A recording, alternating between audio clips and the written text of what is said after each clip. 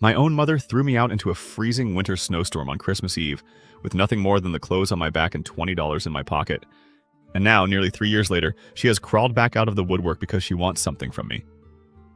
I'm sitting here right now, looking at my phone screen, staring at a text message from a number I haven't not seen in years, and my hands are literally shaking. No cap, it feels surreal. Let me take you back to how it all started, because if you heard this happened in a movie, you wouldn't believe it. But I lived it. Every single brutal second of it. My name is Lucas, and back when that nightmare happened, I was 21 years old, living back at home with my mom, Brenda, and her golden child husband, or rather, my stepdad, Greg. Life wasn't exactly a bed of roses.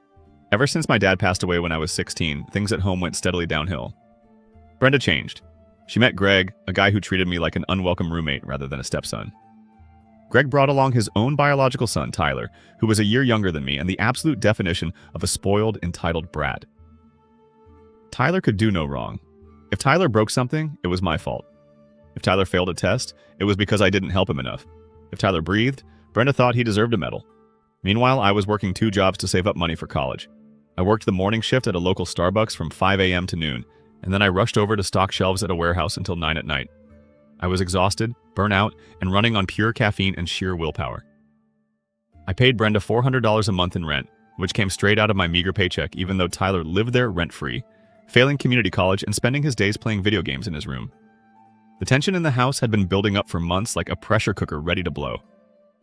Greg wanted to turn my bedroom into a home gym and an office for his online consulting business.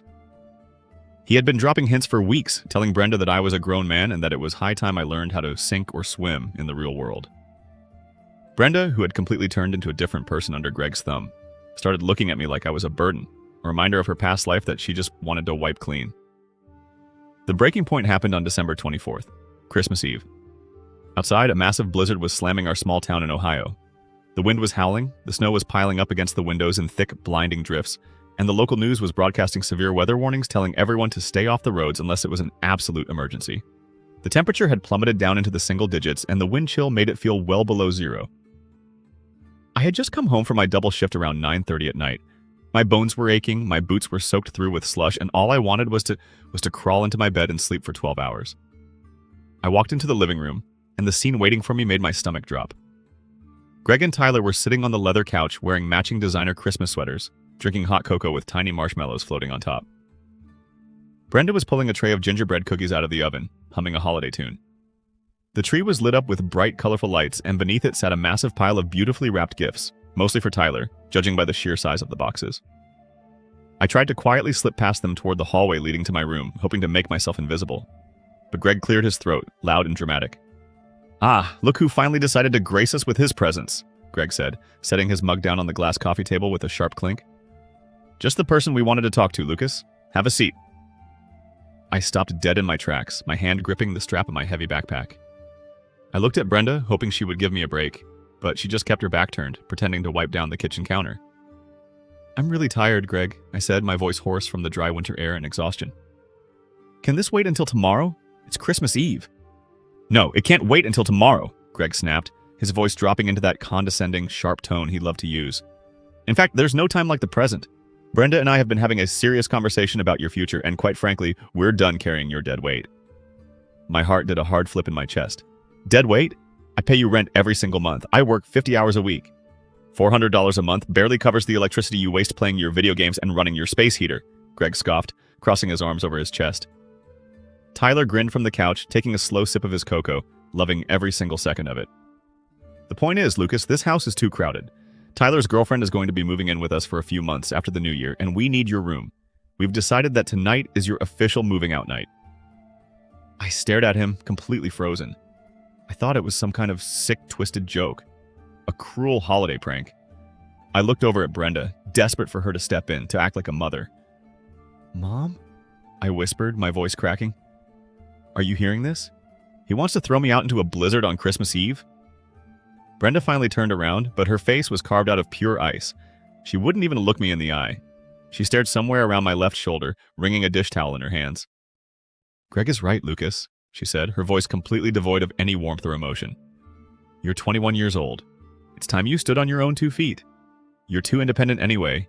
You've been acting like a guest in this house for a long time. I packed up your things while you were at work. They're by the front door. I looked down. Right beside the front entryway sat 3 large black trash bags stuffed with my clothes, a plastic bin containing my books, and my old guitar case leaning against the wall. They had packed up my entire life while I was out busting my tail trying to pay my bills. "You're serious," I said, the shock finally turning into a cold, burning rage in my chest. "You're actually kicking me out right now, in the middle of a literal blizzard." "Nobody is kicking you out," Greg sneered, standing up and towering over me. "We're giving you an eviction notice with immediate effect. And since you're such a big boy, I'm sure you can figure something out. Friends, a motel, your car, not our problem. Now get your trash bags and get out of our house before I call the police for trespassing." I looked at Brenda one last time. I searched her face for any sign of the mother who used to read me bedtime stories, the mother who used to hold my hand when my dad died. There was nothing there. Just a blank, cold stranger who cared more about her new husband and his spoiled son than her own flesh and blood. "You'll regret this," I said, my voice shaking with a mixture of tears and pure fury. "I hope you know that. Don't ever expect me to look your way again." "Oh, spare us the dramatic teenage angst," Greg laughed, walking over to the door and pulling it wide open. A violent gust of wind whipped into the warm hallway, carrying a cloud of swirling, stinging snowflakes right into our faces. The temperature outside instantly dropped the entire entryway by 20 degrees. "Merry Christmas, Lucas," Greg said, and with a hard shove against my shoulder, he pushed me backward out the door. My boots hit the icy porch. Before I could even catch my balance, Greg tossed my heavy trash bags and plastic bin right out into the snow behind me and slammed the heavy oak door shut with a loud echoing bang. The deadbolt turned with a final, sickening click. I stood there on the porch for a few seconds, completely paralyzed. The wind was screaming around me, biting right through my thin winter jacket. Snow was instantly piling up on top of my head and shoulders. I picked up my trash bags, trudged down the steps, and made it to my old beat-up sedan parked in the driveway. The car was buried under 6 inches of fresh powder. I managed to scrape the windshield with a credit card because my ice scraper was inside the trunk, which was frozen shut.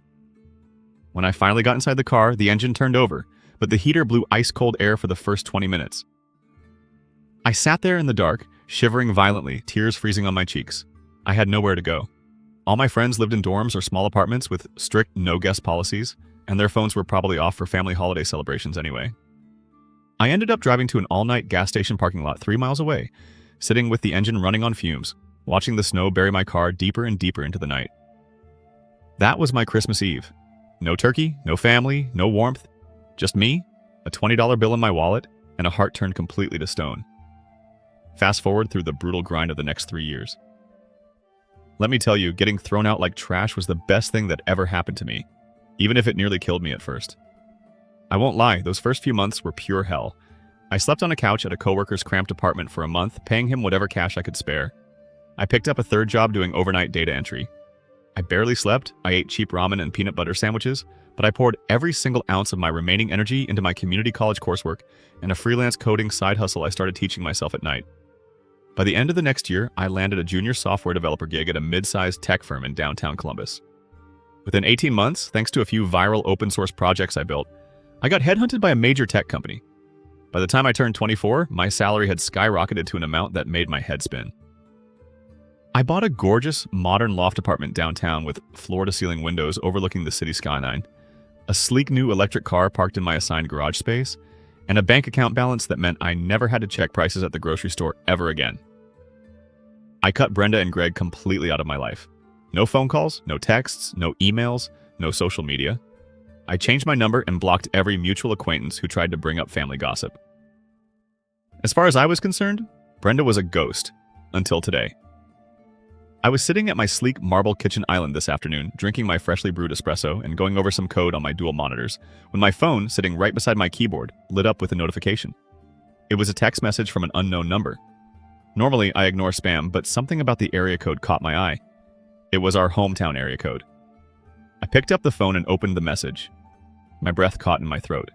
The message read, "Lucas, honey, I know it's been a long time, and I know you're probably angry, but this is your mother. I really need you to call me back right away. It's an emergency. Greg had a massive stroke 2 months ago, and things have gotten so bad. We lost the house, Tyler moved out and won't answer our calls, and I'm living out of a cramped motel room with no money for groceries or Greg's medication. I'm your mother, Lucas. Family is supposed to help each other when times get tough. Please, I'm begging you, call me. We need your help." I stared at the screen, reading the words over and over again, and a strange, cold calm washed over me. No anger, no tears, just absolute profound emptiness where my feelings for that woman used to live.